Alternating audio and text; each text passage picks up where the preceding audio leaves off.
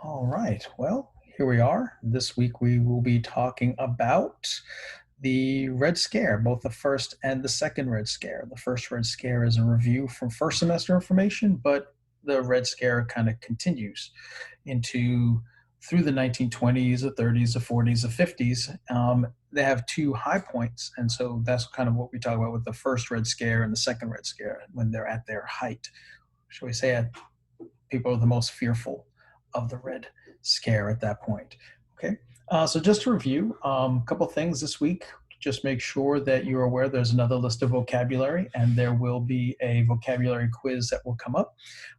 So be ready for that. The link for the vocabulary is right in the activity for this week, so make sure you take a look at that. And don't forget, plus that vocabulary will make it easier to understand everything that's going on in the activity. So it always helps to look at the vocabulary first. Right? So reviewing the first Red Scare back in the 1920s, we go back to the whole communist thing. It kind of seems to be a theme so far this quarter. We started this quarter with the difference between communism and capitalism to help give you the background information of how or why this was a difficult time for people in the United States and why the United States felt it had to defend itself against the spreading red tide of communism. After World War I, there was a lot of labor unrest, workers forming unions, coming together to try and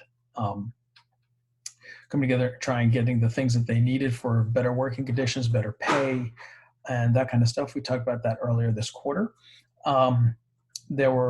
The government actively worked to suppress these unions, these strikes, things that evolved even to the part of riots. There was really the first we're first seeing some terrorism in the United States, even though they're not using the word terrorism yet. We're seeing bombs being mailed to business owners, government officials who were against or opposed to unions and so on. And in fact, one member of the government, Palmer, he gets a bomb mailed to him, and he responds by becoming even more steadfast against the unions. They go out, the FBI is created as a result of this, and they will go out and investigate and arrest people who are suspected of being communists or anarchists. And one example of this is seen in the Sacco-Vanzetti case. These two folks are accused of robbing a shoe store and killing two security guards. What they have going against them is that they are alleged or professed anarchists, which means they would be willing to do riots and stuff to overthrow a government to get what they needed, though they never actively did anything like that. They were convicted, even though a few years later someone would step forward and said they actually committed the crime. That person is never investigated. Sacco and Vanzetti will eventually be executed. And so that's kind of like the fervor. The government's ready to go as far as to kill people in the name of protecting the government system and the economic system and defending against communism. Right. So the Sacco and Vanzetti case is pretty important.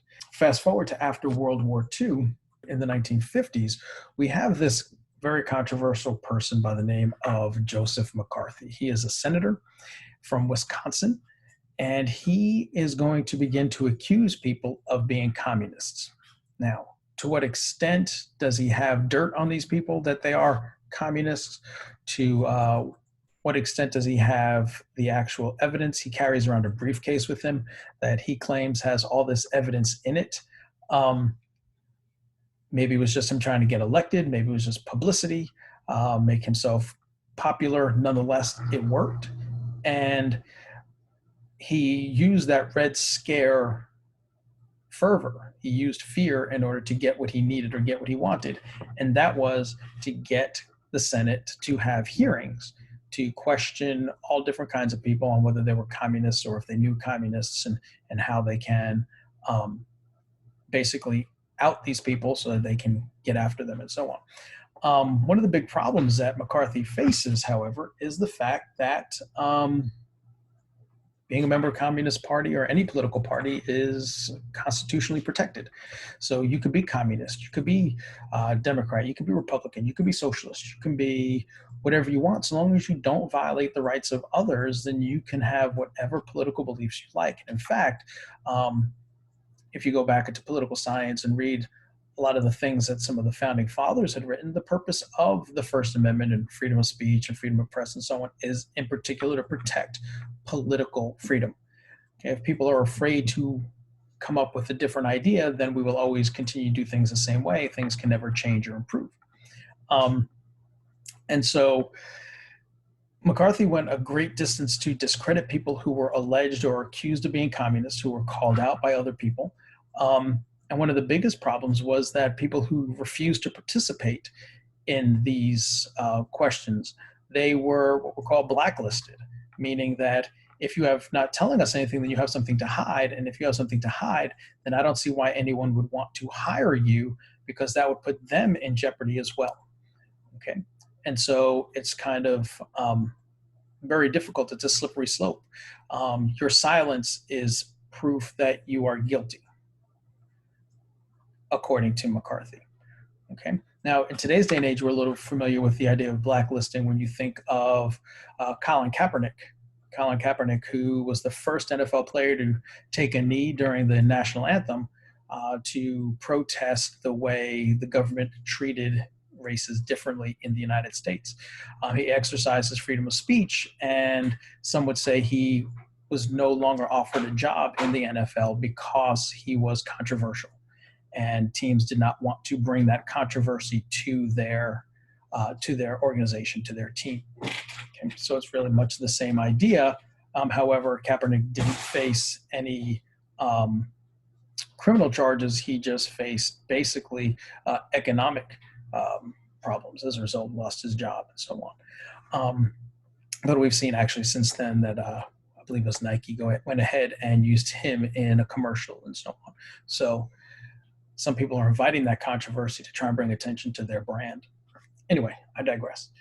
So this Red Scare is, and going after people who either are or aren't communists, which is not illegal, is what we would call a witch hunt. The idea of a witch hunt, and the term comes all the way back from the Salem witch trials of the 1500s in Massachusetts, in Salem, Massachusetts, where someone who was accused of being a witch, or several people being accused of being witches, had to somehow prove that they weren't.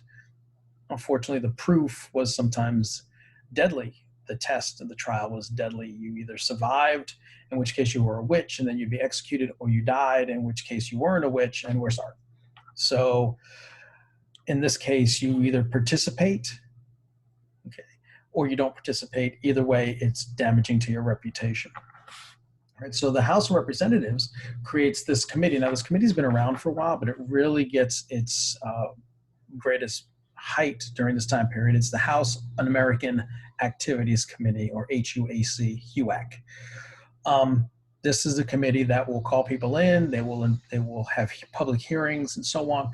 Lots of famous people, actors in particular, business owners, movie studios, producers. Those are the ones who are really targeted at this time, and many of them, perform superbly as far as Senator McCarthy is concerned, as far as the government is concerned, and many don't. And those who don't find a long period of time where they are not finding work.